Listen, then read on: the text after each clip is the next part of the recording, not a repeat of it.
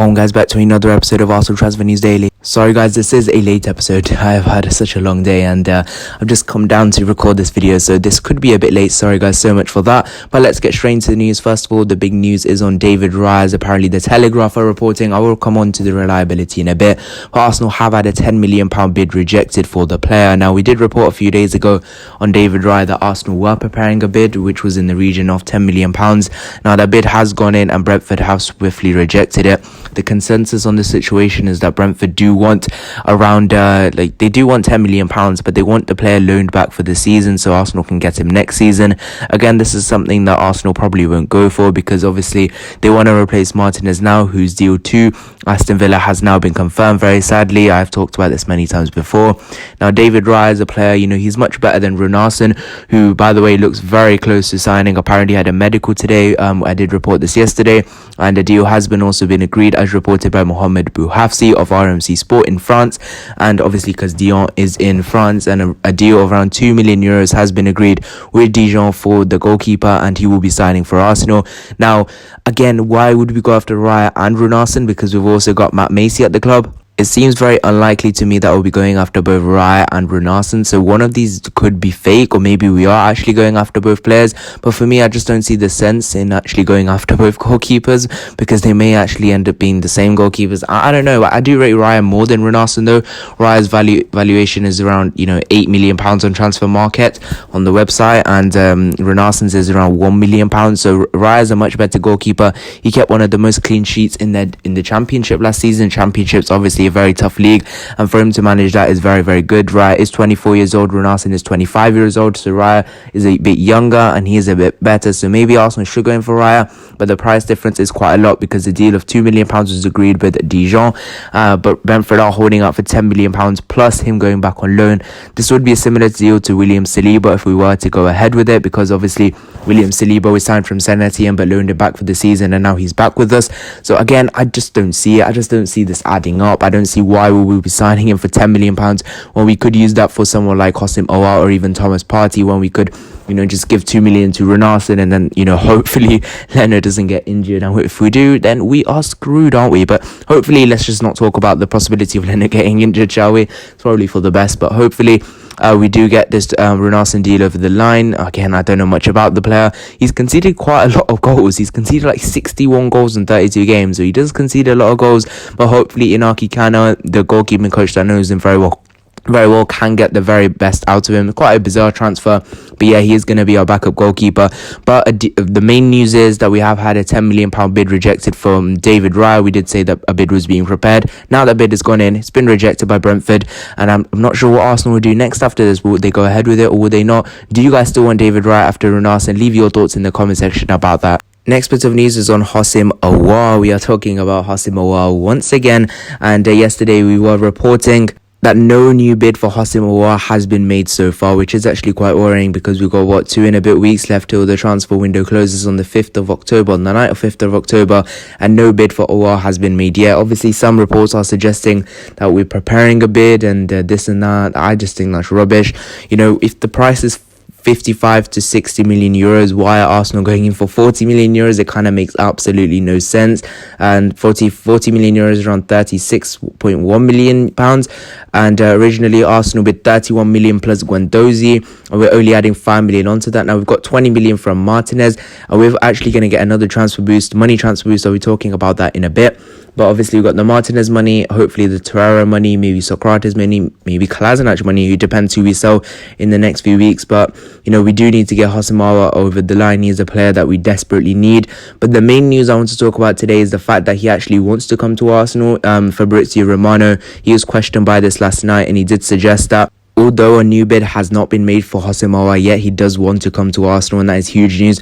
Obviously, because I'm doing this late, AFTV and them lot have already, the big guys have already done their video on it, but you guys probably want to hear my opinion as well, so that's why I'm just talking about this, because I want to keep you up to date with everything that's going on with this deal with Aouar, because obviously I think I've got a few deals right in this transfer window, so I can be a bit proud of myself. I don't want to get too arrogant or anything, but I think I've done a good job with the transfers this summer, not putting everyone off. But again, what to believe, I think a bid will go in. I've said this all along. I think a bid will eventually go in of some sorts, whether that will be £36.4 million, 40 million euros, or will it be closer to Lyon's valuation of around 55 to 60 million euros.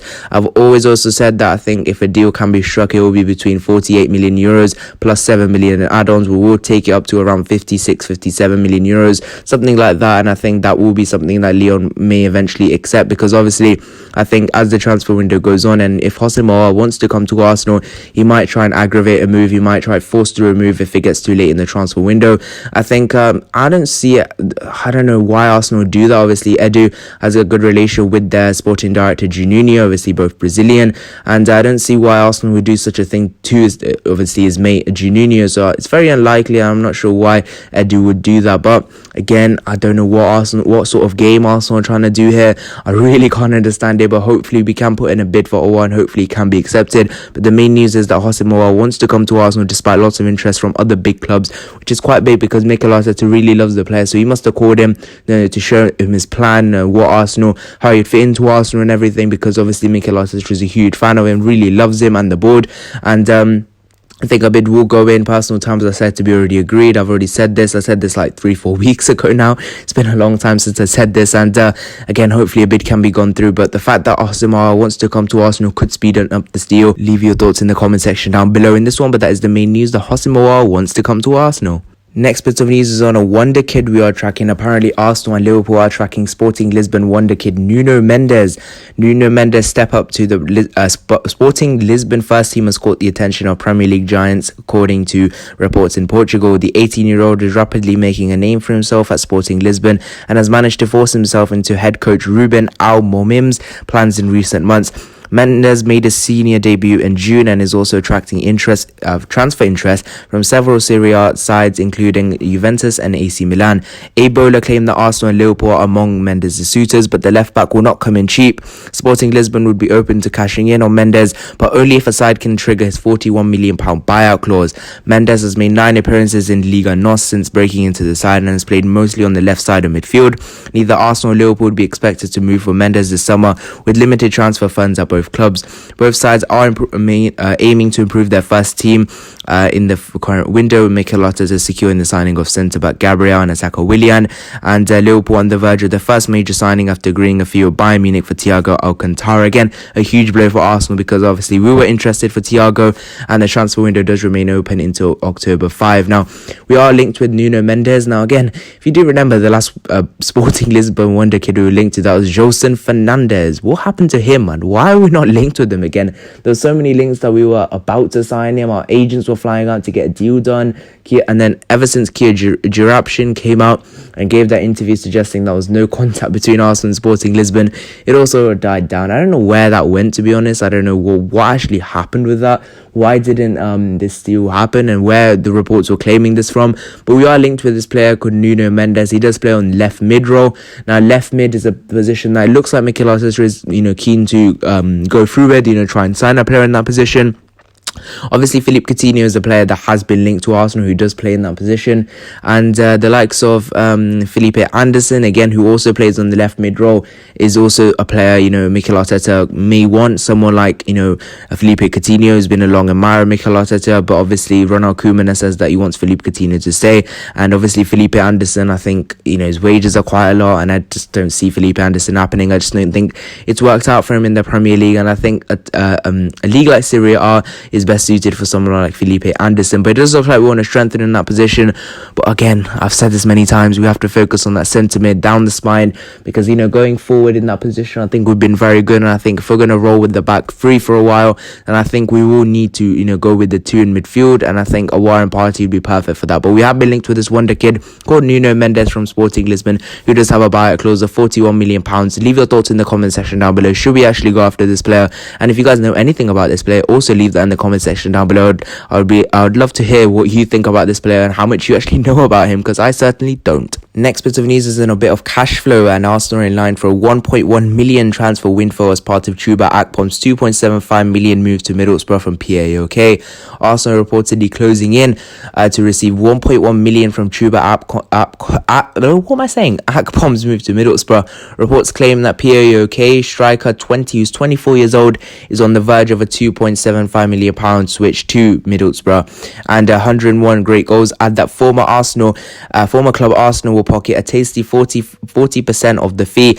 Akpom has been a smash hit during his 2 years in Greece, scoring 18 goals in 27 matches to do the double over there where he was. And PAOK are on the verge of reaching the Champions League group stage after beating Benfica to set up a winner-takes-all match against Krasnodar. However, it looks like Akpom will not be there to help his team against the Russians as a move to the Riverside looms. Neil Warnock has made no secret of his disappointment with Borough's transfer business, having only landed Grant Hall on a free from QPR and Marcus Bentley on loan from Fulham. However, he remains hopeful of wrapping up Akpom's transfer as quickly as possible.